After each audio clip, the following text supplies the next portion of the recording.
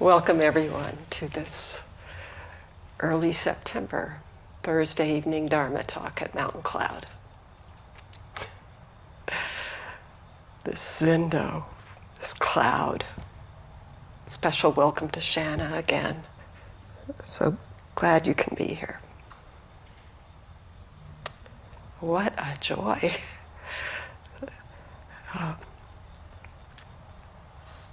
Scott and I returned in the wee hours on Monday night after that long journey. After 3.5 weeks in Germany. We were there for this annual Sambo Zen teacher training, our Kenshukai. And then we had some days free, almost a week in between a week-long session that I led there in the same place, particularly meaningful because all year long I have this privilege of meeting online with students all around, and a number of them are from Europe, and about 10 of those students came in person to that session along with some others, so just a rich opportunity to be together in person. Meanwhile, this life at Mountain Cloud continued, and big thanks to Kieran, to Grant, to Sarah, everyone. Peg for the jikiing that she did. Continuous practice. Here, there. Just one sitting. While we were away on those few days in between, those free days, we watched the talks from guest teachers here. Sean Murphy, Carmen Afabla from the Philippines, who was here for the NASC session in June. So lovely to hear from her. And then just last week, Katie Arnold.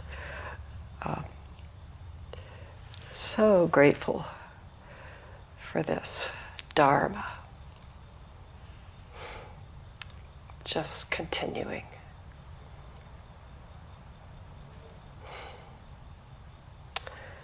So for tonight, I'd like to start off by just sharing a few sort of initial impressions from this Kenshukai and then the session that followed. This tradition, this Zen tradition, speaks of our life as a dream. Sometimes even a dream within a dream.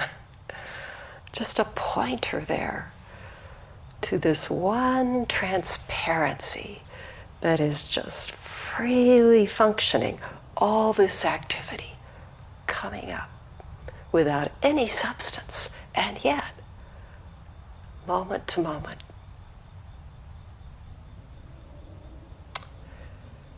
It's not just fleeting, like a dream, but already gone. So the dream of travel and return, of jet lag and the sort of sourceless source of energy. Our Abbot Ryoun Roshi often says, gone but here, here but gone. After the session, somebody who had been there commented that I often use the phrase, and yet. The place of practice, the place of our life, gone, gone. And yet. So this year's Kenshukai, this quite intensive week of teacher training, included 57 teachers and senior students from all around the world. We sat together 2 hours every morning, again in the afternoon, again the very last end of day. We had doksan, each one of us a couple times. And we gathered around a large table for this shared koan study, all of it led by Ryoun Roshi. We were divided into 2 groups. When I started back in 2003, I guess we were called group 2, group 2, because there was the first generation, our root teacher, Ruben Habito, and all of his peers in the Dharma who had come up doing this Kenshukai, and they had finally come to the very end, after all these years of the whole koan curriculum. And so Ryoun Roshi thought, okay, we're going to start group 2. So there we were.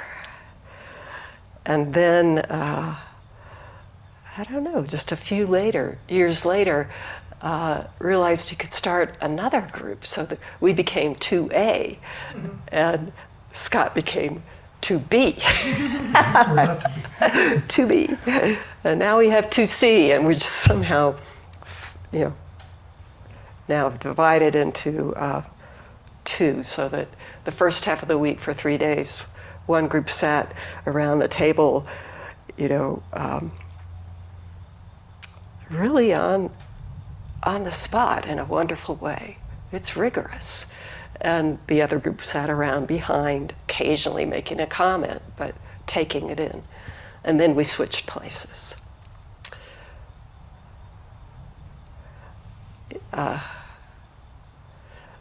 This year, there was one point that Ryoun Roshi made several times that really struck home, that we're obviously working hard together. There's this sitting so deep, and then this study so rigorous. But then there's this element, he called it fellowship. That it was not sesshin. We were really there to be with each other and speak to each other and share this time and forge friendships. I mean, I've now known many of these people for more than 20 years. And new people keep coming.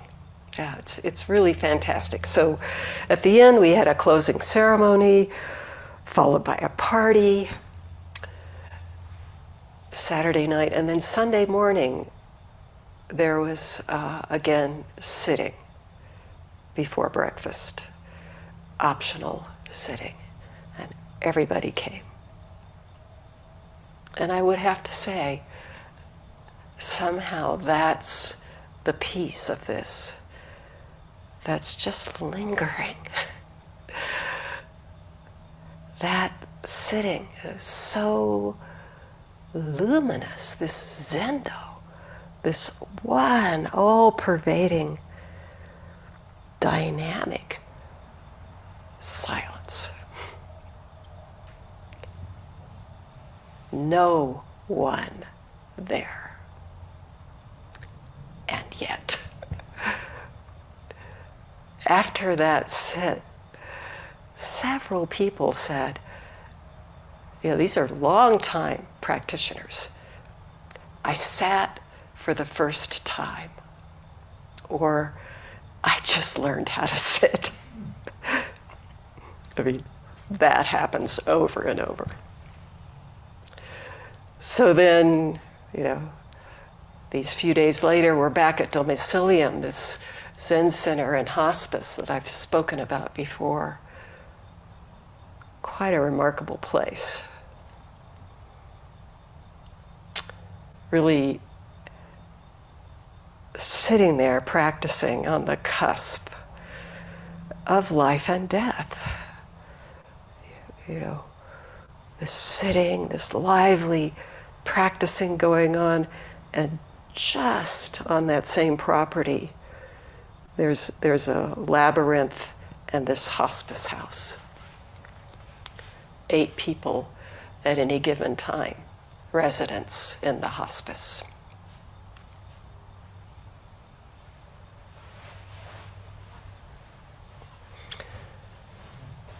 So we began this sesshin, and I really wondered about it, feeling kind of spent. But everybody just showed up. The sitting was so deep and quiet. What a marvel to sit together, to sit in earnest, bare-hearted silence. The masters, the ancestors say, our sitting supports the heavens and sustains the earth. That, it, will be supporting us this weekend in this intro session, and then in a few weeks here at Mountain Cloud, our autumn session. Continuous practice. So that sesshin at Domicilium just last week began with no theme, just encounter of the heart, always the theme. But we started sitting, and right away the word intimacy just surfaced. And then the word love. Love from the hospice, love from the 10,000 myriad things, love from each one's practice, including the struggle. Even to say love from isn't quite right. Throughout that whole week, this one message, just this. No thing and nothing but love. Love with no opposite. So back home and feeling our age, how to get up and meet the day, right away, willingly scheduled meeting with students.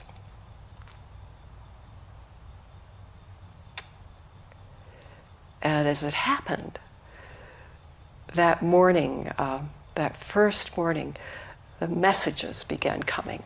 I'd like to share a couple from students who'd been at that session. This one is from a German man who is a school teacher, not someone that I've worked with. He's a student of Migaku Sato Roshi there at Domicilium, and had this time free. It was vacation time in Germany, and Migaku said, go to this session. So he came. And afterward, he wrote this. It was, English is not his first language, but the day after the session, going back to teach, starting up again. When walking to the station, some words came into my mind. Falling in love. Falling into ocean of love. Drowning. Gone. Ocean weeping of emotion. And then he signed it, one heart. That one heart. That same morning, another student told me about her experience in the train station the next day after sesshin, going at 7 o'clock in the morning, getting on the train to spend the day with her mother. And I've known this student for a long time and know that's a complicated situation. Aging parent and long complicated. She got on the train and said there was a boy about 12 years old with his father, looked like his father, sitting side by side and holding hands. The father's face was thoroughly scarred. She described it like a mask. Must have been injured in an accident long ago, maybe a fire. And, coming from sesshin, heart wide open, this student began to weep, just sort of trying to avert her face. Then, at the next stop, a group of school children boarded the train. It's common in Germany. So she said the man with his son saw or heard something that made him laugh. Eyes open, mouth open, lit up face. This ocean of love, the student said. And she called to mind the sea of Isa, that koan we know, that is all about this heart of boundless compassion. The sea, the ocean of Isa, of the world. She went on to spend the day with her mom, soaked all day long, she said, in that sea.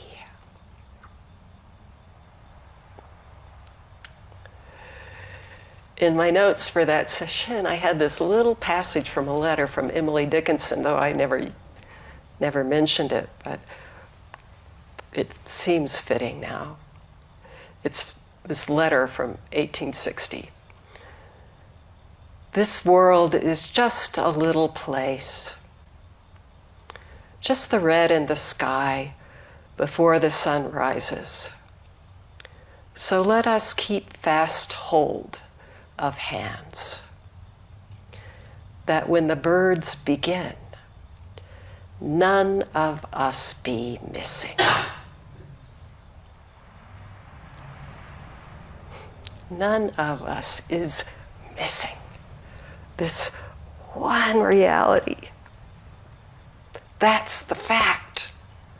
Therefore, let us hold hands.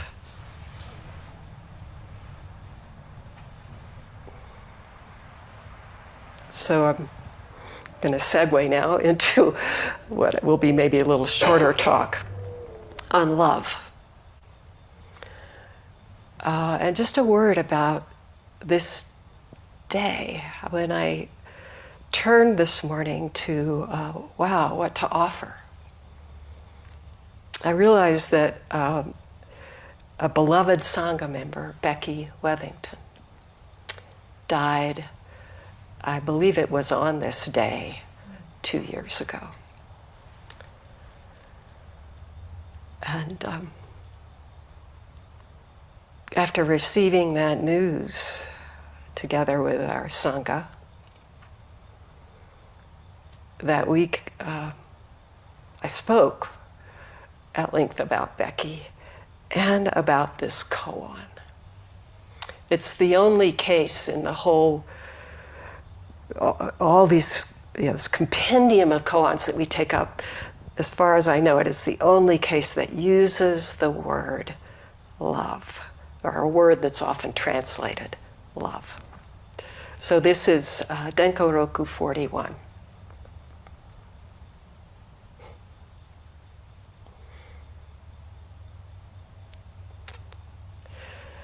Like every koan, it's pointing, to us, to each of us, to exactly what we are. The tradition says every koan is nothing but mu. It's nothing but you. So here's the case. The 41st ancestor, Doan Daishi II, came to Doan I and asked. An ancient master said, "What worldly people love, I do not love." Or some translations say, "I no longer love."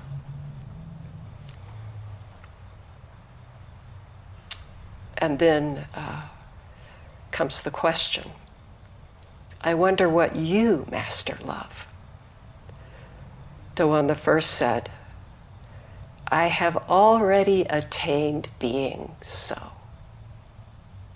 Or in another translation, "I am already like that." And the case says, with these words, Doan II, this master, came to a great enlightenment. We don't know that much about this master, the disciple. They each go by the same name, either his life or his teaching. But when Doan I was about to die, he comes into the Dharma hall and addresses his monks saying, with a quote actually from a sutra, "The disciples before the stupa are adept, but what about the affair before the five old peaks?" It's just, he's just presenting them with this question. There's this practice going on, everybody's really adept, but what about the fundamental matter? And nobody says anything. So he asks, 3 times. And finally, this disciple, Doan II, stands up and quotes from a verse. "Before the window screen, the chiliocosm is arrayed in the clear night. Everywhere, a song of great peace."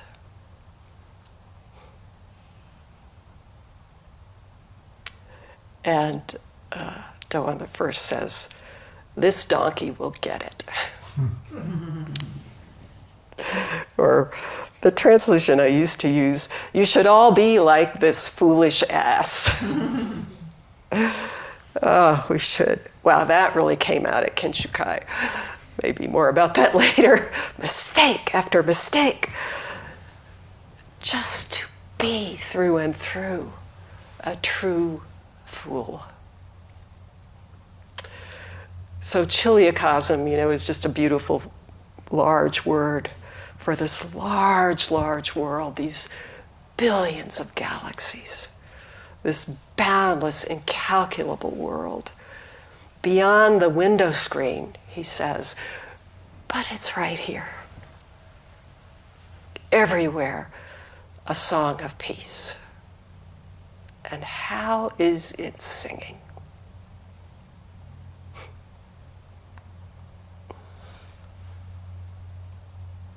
This familiar old floor, pitted with years of practice. The sky clearing from the rain, candle on the altar, maybe the ache in your knee.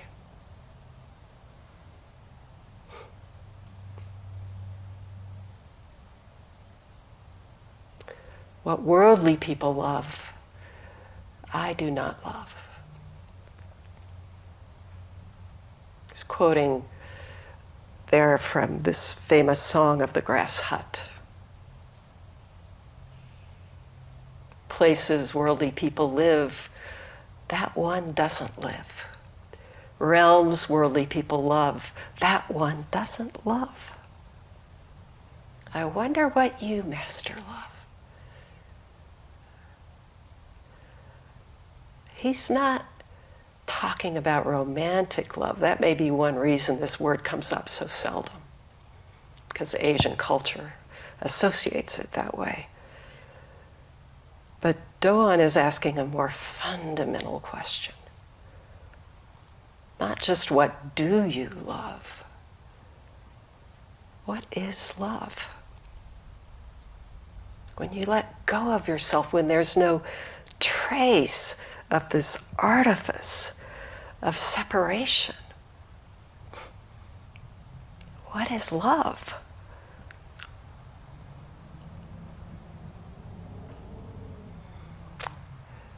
In my notes to this case, I have page after page of quotes from Dogen about all these different ways he uses the word love.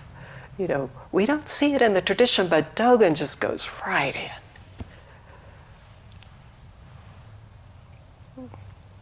I think I'll save some of those for later.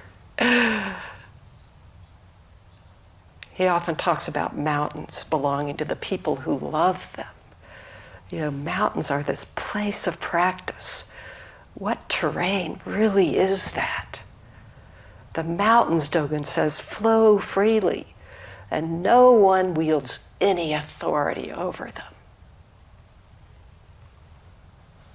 Apparently there were 31 people staying on the mountain there with Dogen, at least at the time that he's writing this. Love your practice, he says to his monks. This is love. Love each moment for 10,000 years, Dogen writes. 10,000 years.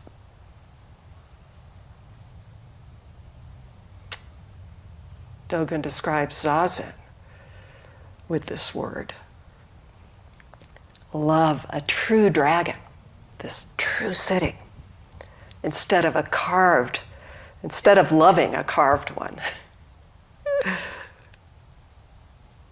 But he says, even a carved dragon has the capacity of clouds and rain. A true dragon, you know, this sitting, thoroughgoing, bare-hearted sitting, and the carved dragon, list making, when will the bell ring? It still has this capacity, this love.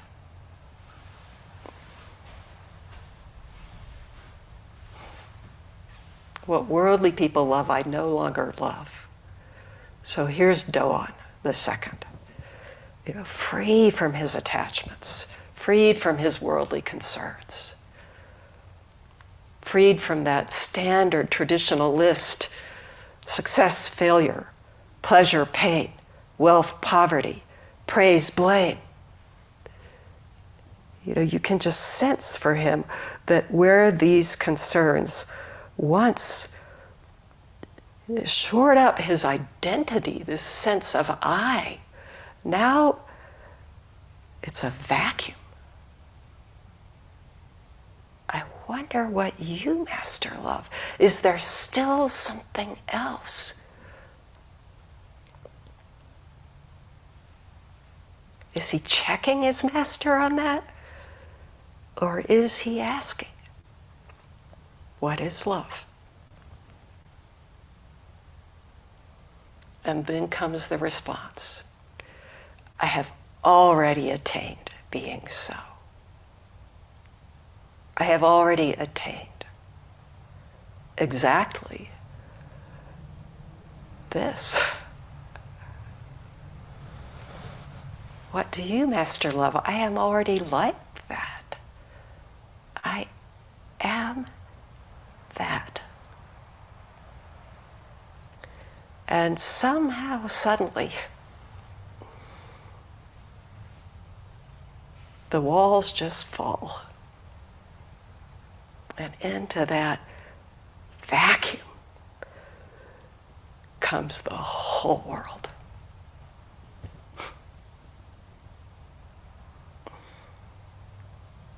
From the beginning,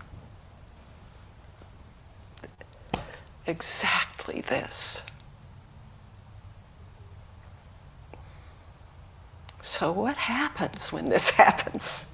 What happened to Doan, this disciple? All doubt swept away, all concepts swept away. Doan the second swept away. This gone, gone, gone, the Heart Sutra tells us, and intimately arriving at what he is. I am already that. Whole world attained, just as it is. Yamada Ryoun Roshi offers an instruction: disappear in the act of uniting with something, anything.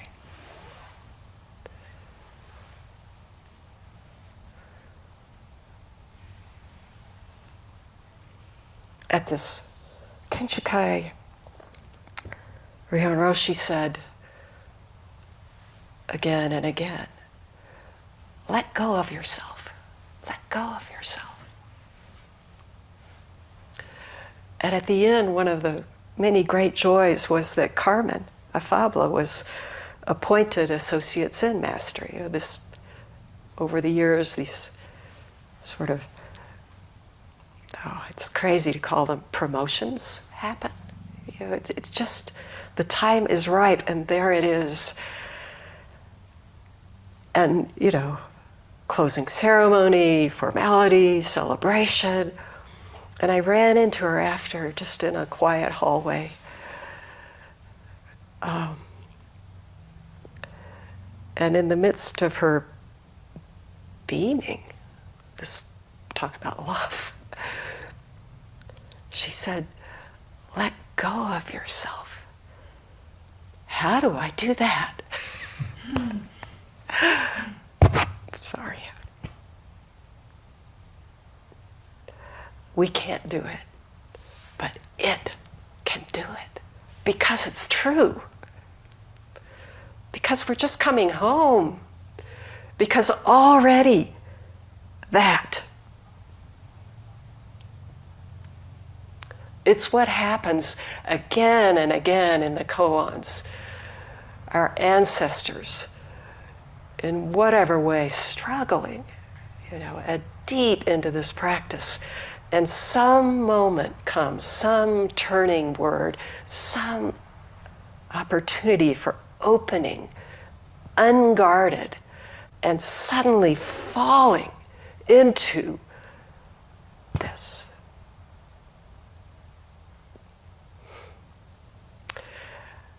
And seeing it for the first time.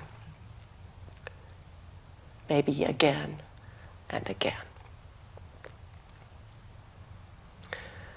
One teacher describes Zen practice as casting a loving gaze wherever you look. No division, no calculus, no boundary. That clear mirror. Really seeing things just as they are. Letting each thing be just as it is in that clear reflection. It's actually your own true face wherever you turn.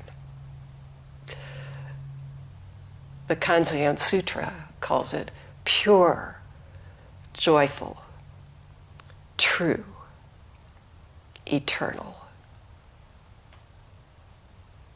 Eternal right now. It's mu. It's love. And it's each of us. Already this. Already home. Thank you for this shared practice.